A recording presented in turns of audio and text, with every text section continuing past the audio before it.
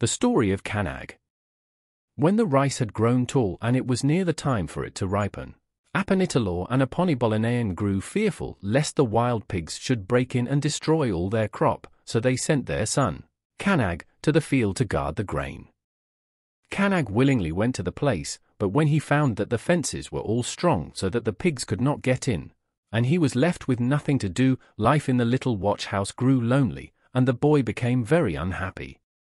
Each day Apanitalor carried cooked rice and meat to his son in the field, but Kanag could not eat and always bade his father hang it in the watch house, until he should want it each time Apanitalor found the food of the day before still untouched, and he began to suspect that the boy was unhappy at having to guard the grain. But he said nothing of his fears to Aponibolinaean. One day after his father had returned home, Kanag was so lonely that he used his magical power and became a little bird and flew up into the top of a tree. The next day when Apanitalor came to the field he looked everywhere for his son, and when he could not find him he called, and from the top of a bamboo tree a little bird answered him. Realizing what had happened, the father was very sad and begged his son to come back and be a boy again, but Kanag only answered, "I would rather be a bird and carry the messages of the spirits to the people." At last the father went home alone, and he and the boy's mother were filled with grief that they had lost their son. Some time after this, Apanitalor prepared to go out to fight. He took his spear and shield and head axe and started early one morning, but when he reached the gate of the town, Kanag flew over him, giving him a bad sign, so he turned back. The next morning he started again, and this time the little bird gave him a good sign, and knowing that nothing would injure him, he went on. After a long journey he reached a hostile town where the people said they were glad to see him, and added that because he was the first of his people who had dared to enter their town they intended to keep him there. "Oh," said Apanitalor, "if you say that I cannot return home, call all your people together and we will fight." "You are very brave," answered his enemies, "if you wish to fight us all." And when the people had gathered together they laughed at him and said, "Why, one of our fingers would fight you." Nevertheless, Apanitalor prepared to fight, and when the bravest of the enemy threw his spear and head axe at him he jumped and escaped. They noticed that he jumped very high, so they all ran at him, throwing their spears and trying to kill him. But Apanitalor caught all their weapons, and then while they were unarmed he threw his own spear, and it flew about among them until it had killed them all. Then he sent his head axe, and it cut off all the heads of the enemy, and he used magical power so that these heads went to his home in Cadalayapan. After that Apanitalor sat down by the gate of the town to rest, and the little bird, flying over his head, called down, "The sign that I gave you was good, father, and you have killed all your enemies." "Yes," said the man, and as he started on the homeward journey the little bird always flew near him. When he reached home, he stuck the heads around the town, and commanded the people to go out all over the world and invite everyone, and especially the pretty girls, to come to a party in celebration of his victory. The people came from all parts of the world, and while they played on the gongs and danced, Apanitalor called to Kanag and said, "Come down, my son, do not stay always in the tops of the trees.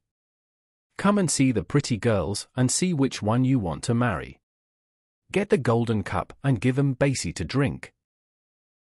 But Kanag answered, "I would rather stay in the tops of the trees and give the signs when anyone goes to fight." Then the father and mother pleaded with him to become a boy once more, begging his forgiveness and promising never again to send him to guard the rice. But he would not listen to them, and only flew away. Finding that they could not win him that way, Apanitalor and Aponibolinaean called the spirit servants, and commanded them to follow Kanag wherever he went, and to find a girl whom he would want to marry. So the spirit servants went after him, and wherever he went they followed. By and by they stopped near a well, and there the spirit servants used magic so that all the pretty girls nearby felt very hot, and in the early morning they came to the well to bathe. One among them was so beautiful that she looked like a flame of fire among the betelnut blossoms, and when the servants saw her washing her hair they ran to Kanag and begged him to come and see her.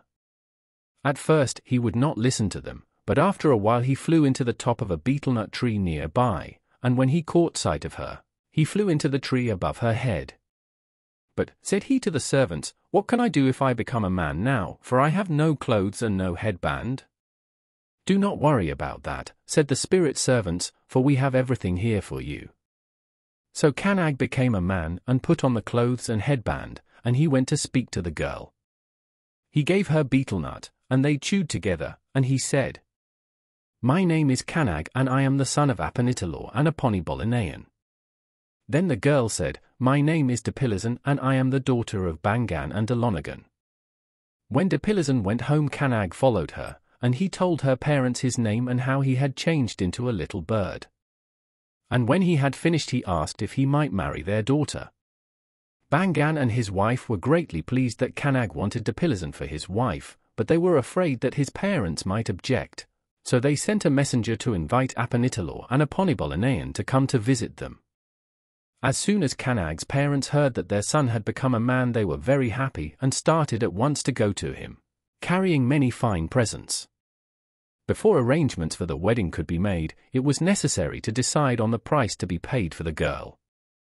A long discussion took place. Bangan and Delonigan finally said that the spirit house must be filled 9 times with different kinds of jars.